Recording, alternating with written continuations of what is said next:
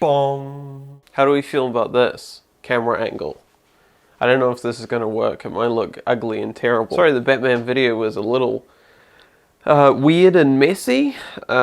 Just happens sometimes, I guess. At the point where I realized I wasn't getting anywhere with my scripting, I just started shooting, and then I just shot and edited continuously for like 3 days until I had something that was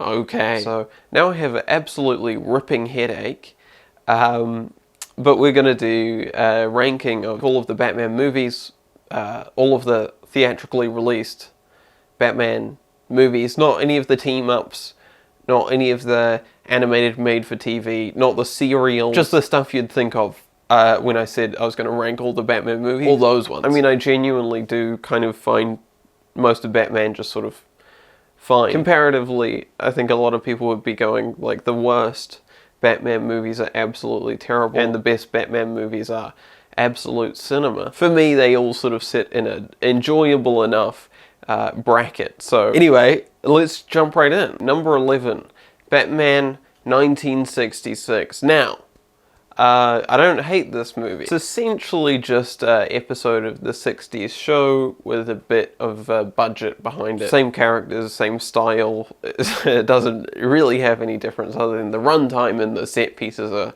slightly larger. But it's obviously deliberately trying to be dumb and whimsical and campy. I think the main thing this movie is known for is the bat shark repellent, which is a bizarre moment that happens early on, but it's not like that's an outlier. That just happens back to back consistently for an hour and a half or whatever. So it is very stupid, but often deliberately, and well, I find it very funny when it is stupid and it seems like it isn't deliberate. It's something that happens in the show a lot as well, but they'll resolve a cliffhanger without setting it up, or set up a cliffhanger and then resolve it off screen. There's a lot of sort of gags and storyline beats that just aren't completely worked out, which is unintentionally very funny. It's sort of very incoherent script-wise, and the logic of the storytelling doesn't hold up. Each sort of section of the movie is its own completely unrelated plot thread. Like, you know, Batman needs to go and free a hostage, so he goes to free the hostage, and then he discovers a bomb, so he goes and he takes the bomb away, and then he discovers the next bit of plot. It's just sort of like, he just keeps forgetting about the previous bit of plot. So it's kind of, I think that's quite funny, and I don't know how much of that is deliberate, though it is obviously, for the most part, deliberately trying to be more of a comedy. So yeah, pretty good. Probably one of the least seen Batman movies or whatever, but not bad, not bad. Number 10, Batman and Robin. This is definitely the messiest. I mean, it seems very deliberately entirely played for laughs, but it's also completely incoherent. Joel Schumacher is going whole hogs, a rainbow nightmare. Obviously, primarily made to sell toys. You know, they bring in some big names, and they're all horrendously miscast. But clearly, still having a lot of fun with it. I don't think there's much to say about this. It's messy and stupid, but it's quite watchably messy and stupid. Again, often funny in spite of itself, and funny when it's trying to do something that's so fucking dumb that, like, it's insane that they ever committed to doing it. That's that. There's not a ton to say about it. Number 9, Batman vs. Superman. Now, I've only ever seen the ultimate cut of it. Should I pause that? Is that doing too much? It's interesting. I don't entirely hate what Zack Snyder is trying to do sort of more thematic storytelling, you know, the plotting or characterization or whatever almost entirely doesn't work on a actual real world level or on a traditional screenwriting level, but you can see that he's trying to sort of go for something a little bit more abstract, and that's nice, but it's also so poorly done and misguided. I mean, I don't entirely love the way it looks. The fucking Zack Snyder color grade, it's not good. Here's what the ballroom scene looks like in the movie, and here's the on-set photography. It's a crime what he's done to the color of that movie. So, I don't know, it gets a lot of hate and it gets a little bit of love, which is a bit much, but I feel like there are the bones in here to make something that is better than what's currently there. Because it tries to go for this sort of big thing and then just devolves into being so fucking dumb. I feel like there's a middle ground where you sort of get rid of more of the plot, you make it more abstract. You know, I think there is maybe an hour of a good movie in here, and there is enough material released to make it into that. So it's interesting, but it's not any good. Number 8, Lego Batman. It's kind of doing a satire of Batman's story. Kind of like if Deadpool wasn't awfully cringe. I think it is a successful satire, seems to land and all that, but it does sort of push out so far into that sort of Ready Player One franchise bait. Obviously a toy commercial that they've successfully made quite palatable. To me, there's, in all of the Batmans, there's things that are sort of subtextually funny, and I don't know, this just sort of hackily points those things out. So I don't know, it's not hilarious, but also, you know, it is for children, so I can't quite, I don't know that it's really aimed at me, and I don't really get a ton out of it, but you know, good job. It's good enough. I think it succeeds. Batman Forever.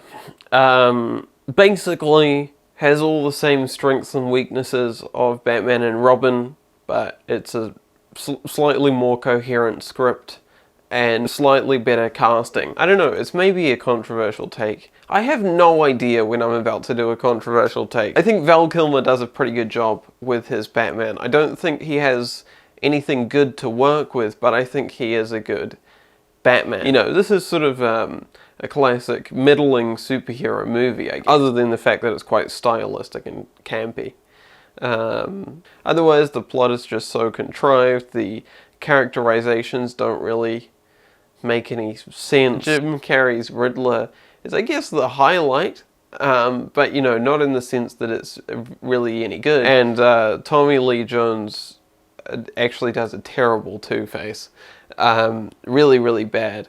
I think the idea is to have Two-Face be sort of the straight man to the Riddler, but he gets some weird jokes, some weird beats, and he's hamming it up ridiculously, so it doesn't quite work. But yes, definitely, compared to other meddling superhero movies, this is quite watchably messy. Number 6, Batman Begins. It's very much a Marvel movie. I know it predates the Marvel movies, but this is basically exactly the formula that all of the Marvel movies copy. You know, it has that sort of half-hearted origin story bit. It has a lot of bad jokes, meta jokes, tonally messy and quite rigid in the way it sort of hits all those beats. So basically it's fine. It's this is probably, to me, the most missable of all of the Batman movies. It is just that middling. But, you know, I think it has strong moments, and you can see what it eventually is going to evolve into. And actually, in the Batman video that I just did, I was going to go into more specifics on sort of the Nolan Batmans, especially Batman Begins. I ended up cutting it because it doesn't really make any point. It's kind of maybe not the most well thought out things to be saying, but I'll throw those observations in. The Nolan Batmans deal with it incredibly. They try and make sure that the Waynes are like good billionaires. Good billionaires. It's a new concept that Christopher Nolan invented. A large plot point in the movie is that Wayne Enterprises, for the first time ever, is going to engage in military spending, which incredibly they had never touched before. It's like, this is what they have to remove it so far from reality. I think it'd be less offensive if they were just like, yeah, whatever, he invested in Raytheon. Alfred's like walking Bruce through the Batcave and he's like, in the Civil War, your great-great-grandfather was involved in the Underground Railroad, secretly transporting freed slaves to the north, and I suspect these cabins came in handy. Like, Jesus Christ, just take it easy. Number 5, Batman 1989. Very stylish, I think. I think the two Tim Burton Batmans are really the peak of the Tim Burton style. He doesn't really develop from here, he just gets further up his own arse. I think Michael Keaton plays a great Batman, and the scripts allow for that great Batman who's just like, Bruce Wayne is a husk. He's just like a weird guy. It actually feels very grounded. It's maybe the most grounded in terms of Batman doesn't feel very cool. He's not really a superhero here. He's just some fucking guy. He can't really do a fight. He doesn't really have any gadgets. At the end, he just, kills the Joker. Basically, he just wants to fuck. And it's basically the same for the Joker. He's just some fucking guy who wants to fuck. Which I think it really works. But it does mean the movie just sort of goes in circles as just everyone repeatedly chases after Vicky Vale, which, it's not the most incredible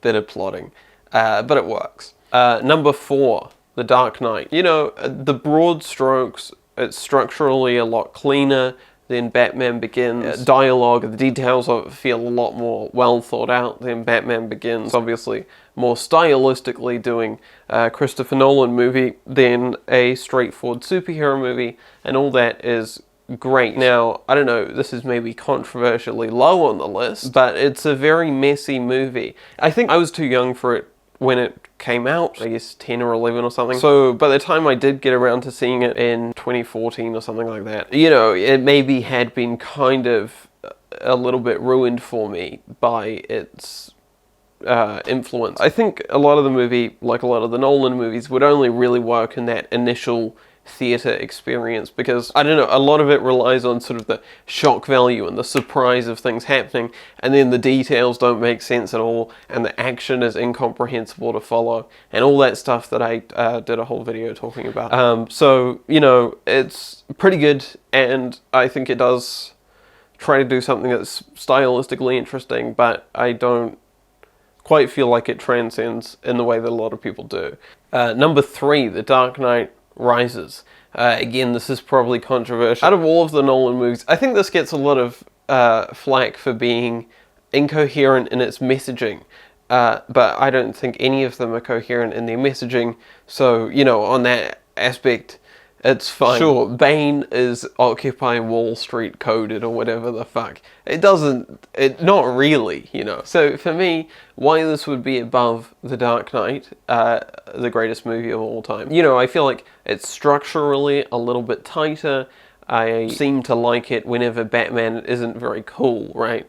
I don't really just want to see a guy being epic start to finish. I like it when he's a bit of a loser, and here he is a bit of a loser. I think the character work is pretty decent. Batman Begins kind of does alright with the Rachel plotline, with the Alfred, and that's sort of the emotional heart of the movie, but then The Dark Knight kind of doesn't do anything with that. It just sort of trusts that what it's built up in Batman Begins will work. So kind of The Dark Knight has no interpersonal character relationship emotional resonance for me. And then The Dark Knight Rises kind of sits probably, I guess, somewhere in between the Alfred stuff and this. I think really does work. I think Catwoman, though it's kind of messy, it does give this story a bit of a emotional arc as well. And then, of course, the stakes are ludicrously high and the ending is totally incoherent. But I don't know, I think, it's doing that Nolan thing and it's all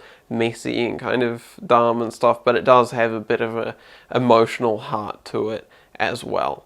Number 2, Batman Mask of the Phantasm. This was theatrically released, so it's allowed to be on this list. Yeah, I guess kids animation is not normally my sort of thing, but I think this is a pretty good story, a pretty interesting Batman story, and this is probably, I don't know, the Batman story with the most genuine emotional character arc. It's kind of daft and silly because it's a kid's cartoon for children, but it does feel quite sincere and it does do a genuinely good job with it. I think a lot of the fun of this movie comes from sort of the plot details, which I don't particularly want to spoil, so I think I'll leave it at that, but it's pretty good. It's pretty solid. Number 1, Batman Returns. I love Batman Returns. It's probably my favorite of all of the superhero movies. You know, super tight script. All the dialogue is really snappy and